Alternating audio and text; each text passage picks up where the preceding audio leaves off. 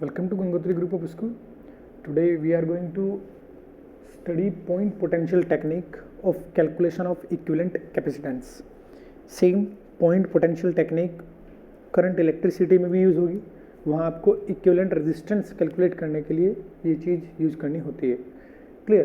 तो यहाँ कुछ मैंने एक एग्जाम्पल आपको लिया है, वो कुछ इस प्रकार से है कि पैरेलल प्लेट्स हैं, 4 पैरेलल प्लेट मैंने दर्शाई हुई है, सभी का क्रॉस सेक्शनल एरिया ए है और सबके बीच की डिस्टेंस डी है. क्लियर? नाम दिया हुआ है ABCD, प्लेट को मैंने नाम दिया हुआ है. यदि आपसे पूछ लिया जाए कि इक्विवेलेंट कैपेसिटेंस ए और सी के बीच में बताएं, इक्विवेलेंट कैपेसिटेंस ए और सी के बीच में बताएं. क्लियर? ऐसे पूछा जा सकता है, ए और सी के बीच में, ए और डी के बीच में,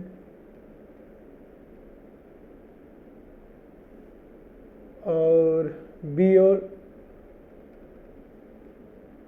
सी, बी और डी के बीच में बताइए इक्विवेलेंट कैपेसिटेंस.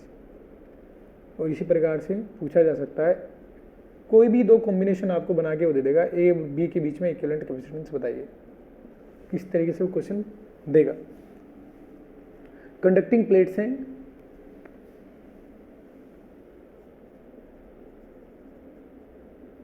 Conducting plates. हम जानते हैं कि यदि 2 कंडक्टिंग प्लेट्स के बीच में एयर हो और उनके बीच की डिस्टेंस डी हो, क्रॉस सेक्शनल एरिया ए हो, तो कैपेसिटेंस जो आता है वो आता है ए एप्सिलॉन नॉट बाई डी.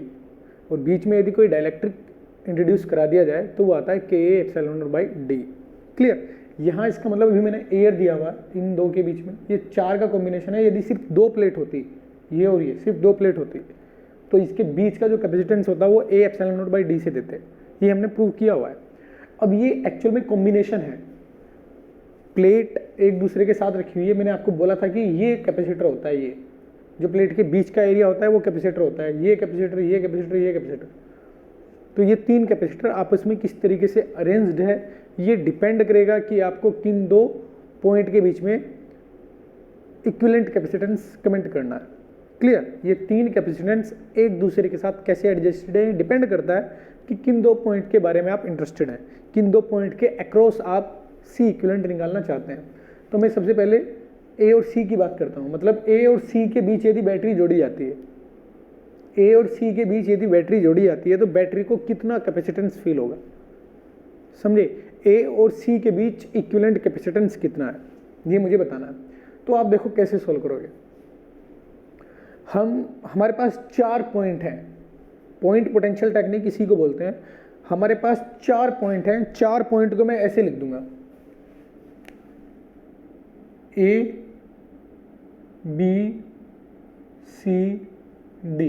इस स्पेस में मैंने ऐसे 4 पॉइंट बना दिए. अब ए और सी के बीच में बैटरी जोड़ा हुआ है, ए और सी के बीच में. क्लियर? तो ए और सी को पास रखता हूं.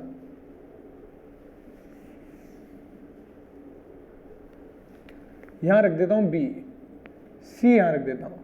ए और सी के बीच में बैटरी जुड़ा हुआ का मतलब ये है कि मुझे ए और सी के बीच में इक्विवेलेंट कैपेसिटेंस बताना है. बैटरी नहीं है वहां. ए और सी के बीच में इक्विवेलेंट कैपेसिटेंस बताने का मतलब ये होता है कि यदि ए और सी के बीच एक बैटरी ऐड कर दी जाए तो बैटरी को कितना ईएमएफ फील होगा. समझ में आई बात? अगर मैं यहां एक बैटरी लगा देता हूं इस प्रकार से, ऐसे बैटरी लगा देता हूं, तो इस बैटरी को कितना कैपेसिटेंस फील होगा, वही ए और सी के बीच आने वाला इक्विवेलेंट कैपेसिटेंस होगा. तो ऐसा नहीं है कि लगी हुई है बैटरी, मैं मान लेता हूं कि ए और सी के बीच आंसर देना है तो ए और सी के बीच में तो बैटरी अप्लाई की जाएगी. अब ए और बी के बीच में एक कैपेसिटर है, ये कैपेसिटर, तो ए और बी के बीच में एक कैपेसिटर लगा देता हूं. ये लगा दिया, ए और बी के बीच में एक कैपेसिटर. ठीक है? ये पॉइंट बी है, ए बी के बीच में लगाया. अब बी और सी के बीच में एक कैपेसिटर है, बी और सी के बीच में एक कैपेसिटर है. ये देखो, ये लगा देता हूं, बी और सी के बीच में एक कैपेसिटर. सी और डी के बीच में एक कैपेसिटर है, सी और डी के बीच में एक कैपेसिटर है. ये लगा दिया मैंने. क्लियर? ए और बी के बीच, बी और सी के बीच, सी और डी के बीच, और ए और सी को बैटरी से ऐड कर दिया मैंने. क्लियर। इस अरेंजमेंट में 3 कैपेसिटर थे, ये मैंने आपको बताया। अब तीनों कैपेसिटर मैंने सर्किट में कन्वर्ट कर दिए हैं। इसका मतलब आपको यहाँ समझ में आएगा, देखो इधर, कि ये कैपेसिटर ए और बी वाला, ये कैपेसिटर है C1, C2, C3, तो ये कौन है C1, बी और सी के बीच C2, ये C3। अब इस सर्किट को अगर आप ध्यान से देखें तो सर्किट कैसे है, ये सर्किट ऐसे नजर आएगा।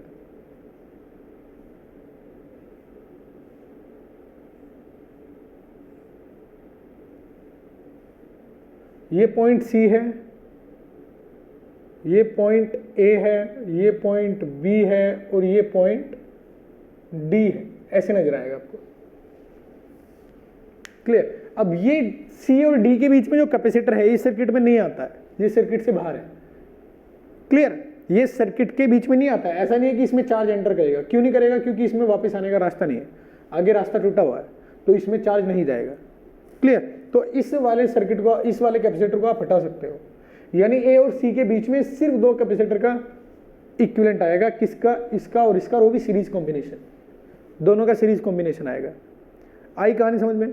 इस तरीके से आप पॉइंट पोटेंशियल टेक्निक यूज करके सर्किट ड्रॉ करोगे और आंसर बताओगे। इसको पहले आप ऐसे कन्वर्ट करोगे और फिर इसको, यहाँ तो डायरेक्ट देखा जा सकता है कि ये सीरीज में है, ये बाहर है, तो ये सीरीज कॉम्बिनेशन आंसर आ जाएगा। इस तरीके से आंसर दोगे, मतलब यहाँ जो आंसर आएगा वो आएगा ए और सी के बीच में C1 C2 bye C1 plus C2। C1 C2 की वैल्यू आप निकाल सकते हो। C1 C2 की वैल्यू कैसे आएगी, A epsilon not by D. चलो यहाँ D1 D2 D3 लिख देता हूँ। ये क्या आएगा, A epsilon not by D2, A epsilon not by D3। Clear, तो इस तरीके से AC आ जाएगा। अब नेक्स्ट क्वेश्चन पे चलते हैं।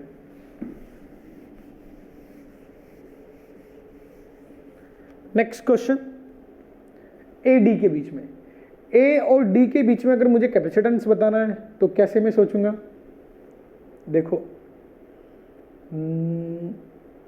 ओके, फिर से वही ए बी डी सी, इस बार सी है, A B C D, A B के बीच में एक कैपेसिटर, बी सी के बीच में एक कैपेसिटर, सी डी के बीच में एक कैपेसिटर, और बैटरी किससे जुड़ा हुआ है, ए और डी से।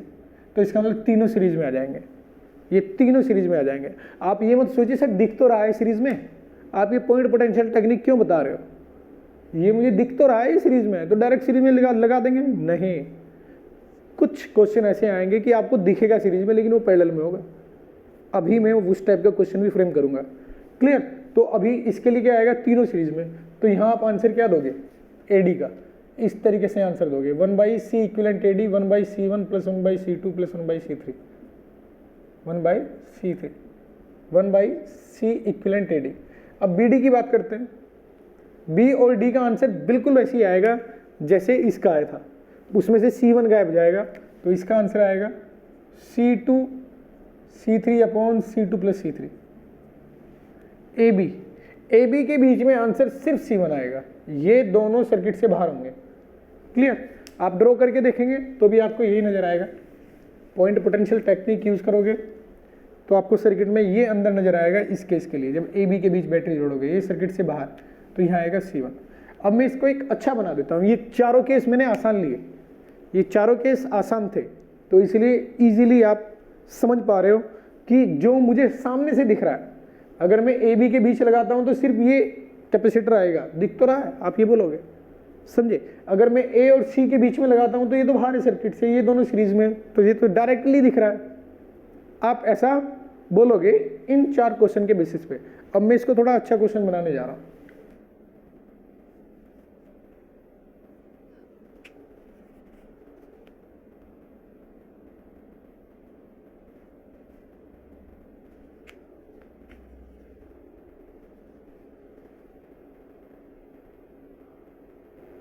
देखो ABC D4, एक और प्लेट बना दी मैंने, क्लियर, और यहाँ लिख दिया इसका नाम E। सेम क्वेश्चन में ये कैपेसिटर एक और बढ़ा दिया, इसका मतलब मैंने एप्सिलॉन नॉट बाई d4। अब मैं क्या करता हूं, इन दोनों को जोड़ देता हूं। किन दोनों को? ए और सी को स्विच से जोड़ देता हूं।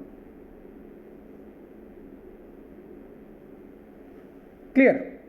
और अब आपसे पूछता हूं बी और ई के बीच में इक्विवेलेंट कैपेसिटेंस, बी और ई के बीच में, बी ये है और ई के बीच में इक्विवेलेंट कैपेसिटेंस, मतलब अगर बी और ई के बीच में बैटरी जोड़ा जाए तो उसको कितना कैपेसिटेंस फील होगा।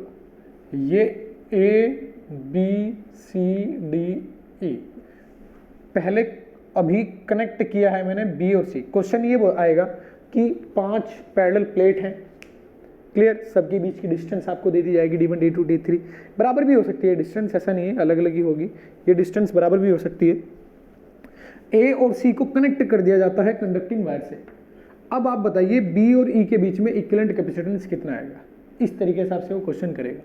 क्लियर? बड़ा इजी है। सबसे पहले आप पॉइंट पोटेंशियल टेक्निक से ये देखेंगे कि कैपेसिटर कितने हैं, 4, कौन किसके साथ सीरीज में है और कौन किसके साथ पैरेलल में है। क्लियर? इसमें नहीं बता सकते आप देखते ही, आप ये बोल सकते हैं यहां से अगर मैं बी और ई के बीच इक्विवेलेंट कैपेसिटेंस आपसे पूछता हूं तो आप ये नहीं बोल सकते सर ये 3 कैपेसिटर हैं C2 C3 C4 और जो कि सीरीज में है, ये सर्किट से बाहर है। यहां नहीं बोल पाओगे आप ये चीज, क्योंकि मैंने एक कनेक्ट किया हुआ है, समझे, यहां नीचे से ए को सी के साथ कनेक्ट किया हुआ है, तो ए सर्किट से बाहर नहीं है। आपको थोड़ा अच्छे से इस बार सोचना पड़ेगा। क्लियर? ये अच्छा क्वेश्चन है, अच्छी प्रॉब्लम है। तो कैसे सोचेंगे, देखो सबसे पहले हम पॉइंट ड्रॉ करेंगे ए बी और सी के बीच में, A B C D E, B और ई के बीच में, इसका मतलब मैं क्या करता हूं, बी को ई के पास लिख देता हूं, इंटरचेंज कर देता हूं ए और बी को, ए यहां लिख देता हूं, बी यहां लिख देता हूं। अब बी और ई के बीच में यदि बैटरी जोड़ी जाए तो बैटरी को कितना कैपेसिटेंस फील होगा, ये सोचना है, क्योंकि बी और ई के बीच इक्विवेलेंट कैपेसिटेंस का मतलब ही यही होता है। तो आप या तो बैटरी वहां लगाएं या ये पॉइंट ऐसे कर दें, बी और ई इसके बीच में इक्विवेलेंट कैपेसिटेंस मुझे बताना है, सी इक्विवेलेंट, ये मुझे बताना। अब क्या करो, ए और बी के बीच में एक कैपेसिटर जोड़ दो। यहां ये ए है, ए और बी के बीच में एक कैपेसिटर है, उसको जोड़ दिया मैंने। इस तरीके से जोड़ते जाते हैं। अब इसके बाद ए और सी के बीच में, ये क्या था, पॉइंट ए और सी एक कंडक्टिंग वायर से जुड़े हुए हैं, तो ए और सी को कंडक्टिंग वायर से जोड़ दो। बी और सी के बीच में एक कैपेसिटर है, उसको लगा देते हैं। बी और सी के बीच में एक कैपेसिटर है, ये लगा दिया। सी और डी के बीच में एक कैपेसिटर है, सी और डी के बीच में एक कैपेसिटर है, ये लगा दिया। डी और ई के बीच में एक कैपेसिटर है, देखो ये लगा दिया।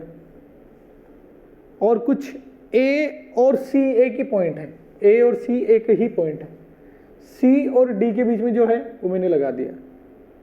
ए और सी एक ही पॉइंट है। आप ऐसे भी कर सकते हो कि जो पॉइंट कनेक्टेड हैं वो अलग अलग ना लिख के एक ही जगह लिख सकते हो आप। पॉइंट ए और सी कनेक्टेड है तो एक ही पॉइंट पर दोनों दर्शा सकते हो, ए कोमा सी, ये ज्यादा बेस्ट तरीका। क्लियर? ये सर्किट आपने ड्रॉ कर लिया है। ए बी के बीच में कितना था, A epsilon not by D, A epsilon not by, यानी C1 C2 C4 ऐसे नाम लिख देता हूं। तो यहां लिख देते हैं ए बी के बीच में C1, ये भी पता होना जरूरी है आपको कि ये कौन से वाला कैपेसिटर है, ए बी के बीच में यानी ये C1। अब ये बी और सी के बीच में था, बी और सी के बीच में C2 यानी ये C2 है। और सी और डी के बीच में C3 यानी ये C3, और डी और ई के बीच में C4 यानी ये C4। बी और ई के बीच में, बी और ई के बीच में बैटरी है, यानी यहां बताना है मेरे को इक्विवेलेंट कैपेसिटेंस, ये बी और ई। तो ये सर्किट हो गया। अब इसको मुझे सोल्व करना है। इस सर्किट को कैसे सॉल्व करेंगे? ये दोनों पैरेलल में हैं, दोनों को जोड़ देंगे, C1 प्लस C2 आ जाएगा। अब ये तीनों, ये और इनका कॉम्बिनेशन सीरीज में हो जाएंगे और इसको सोल्व करना इजी है, समझे ना? ये तीनों, इसका कॉम्बिनेशन ये और ये सीरीज में हो जाएंगे, उनको सोल्व करना इजी बात है। अब आप आंसर इस प्रकार से दे सकते हैं 1/CBE इक्विवेलेंट जो आएगा 1/C1 plus C2 plus 1/C3 plus 1/C4। इस तरीके से आप आंसर पे कमेंट कर सकते हैं, समझे? इस बार मैं क्या करता हूँ, ए को डी से कनेक्ट करता हूँ। इस क्वेश्चन में सेम प्रॉब्लम है, चेंज कितना करता हूँ कि इस बार कनेक्शन जो किया जाता है वो ए का डी से कनेक्शन किया जाता है। क्लियर? अब आपको बताना है कि बी और ई के बीच में इक्विवेलेंट कैपेसिटेंस कितना है। इक्विवेलेंट कैपेसिटेंस बी और ई के बीच में कितना है ये आपको कमेंट करना है, समझे? कैसे करेंगे? फिर से वही बात, ड्रॉ करेंगे। सबसे पहले पॉइंट पोटेंशियल टेक्निक यूज करेंगे। पॉइंट ए और पॉइंट डी एक ही जगह लिखने पड़ेंगे मेरे को, क्योंकि एक कंडक्टिंग वायर से कनेक्ट है, पॉइंट ए और डी। फिर ये पॉइंट बी, फिर ये पॉइंट सी, फिर ये पॉइंट डी यहाँ जा चुका है, और फिर पॉइंट ई। बी और ई के बीच में बताना है तो मैं सी यहाँ लिख देता हूँ और ई यहाँ लिख देता हूँ। इन दोनों के बीच इक्विवेलेंट कैपेसिटेंस मेरे को बताना है, यहाँ इक्विवेलेंट। अब क्या करेंगे, ए और बी के बीच में, ए और बी के बीच में कौन है? C1। बी और सी के बीच में कौन है? C2। बी और सी के बीच में C2। सी और डी के बीच में C3। डी और ई के बीच में C4। डी और ई के बीच में C4। तो ऐसा करें कि सी पॉइंट यहां लिख देता हूं और इस प्रकार से ये उठा के ऐसे रख दिया।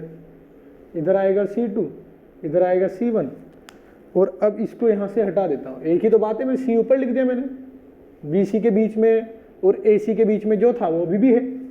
सी पॉइंट को यहां से उठा के ऐसे रख दिया मैंने, क्योंकि मुझे क्या करना था, अब डी और ई के बीच में एक कैपेसिटर और कनेक्ट करना था जो C4 है। अब आसानी से मैं कर सकता हूँ। तो ये आपको सर्किट दिखाई देगा।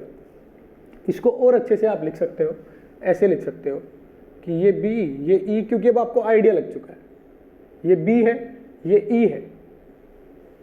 क्लियर? तो आप ये बोलोगे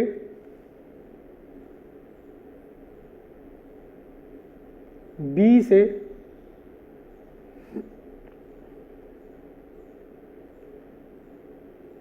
ये पॉइंट डी,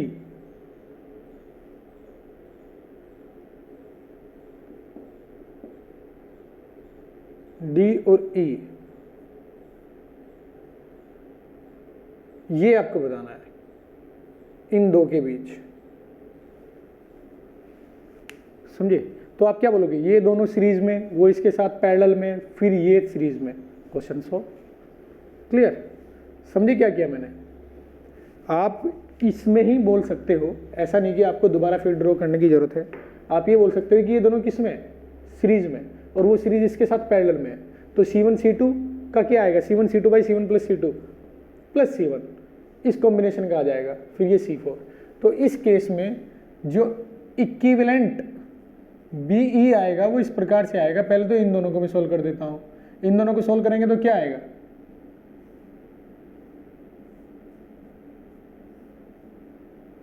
यहां कौन है? C1। यहां आएगा A और B के बीच में C1, A और C के बीच में, एक मिनट, कुछ गलती तो नहीं हुआ मुझे? A और D को मैंने जोड़ दिया, ये C और D के बीच में C3 है, ये C3 है, ये गलती हुई थी, समझे? ये C3 है। तो C3 C2 C3 upon C2 plus C3, इन दोनों का कॉम्बिनेशन ये आएगा C1। अब इसके साथ कौन जुड़ा हुआ है? यहाँ पॉइंट B है और यहाँ जुड़ा हुआ है, और ये पॉइंट E है। ये कौन है C4। इन दोनों को पहले इन दोनों को जोड़ लिया मैंने, ये आएगा। अब इन दोनों को जोड़ता हूँ यानी इसको और इसको, तो ये पैरेलल में है तो ऐड हो जाएगा। यहाँ से ये हटा के मैं एक ही कैपेसिटर बोलूँगा और वो कैपेसिटर कितना आएगा +C1, ये इसका आएगा पैरेलल कॉम्बिनेशन। अब ये दोनों क्या है सीरीज कॉम्बिनेशन में। आंसर लिखा जा सकता है कैसे 1/C इक्विवेलेंट BE के across 1/C4 plus C2 plus C3 upon C2 C3 plus C1 C2 plus C1 C3। इसको सॉल्व करो थोड़ा, फिर उल्टा कर दो, अपोजिट कर दो, तो ऊपर चले जाएगा, ये नीचे आ जाएगा। ये फाइनल आंसर आएगा आपका इस इक्वेशन से। वैल्यूज दी जाएंगी तो आपको आसान लगेगा, जब ये 1 2 3 4 वैल्यूज दी जाएंगी तो आपको आसान लगेगा, टिपिकल नहीं लगेगा, समझे। तो इसको मैं हटा देता हूँ यहाँ से।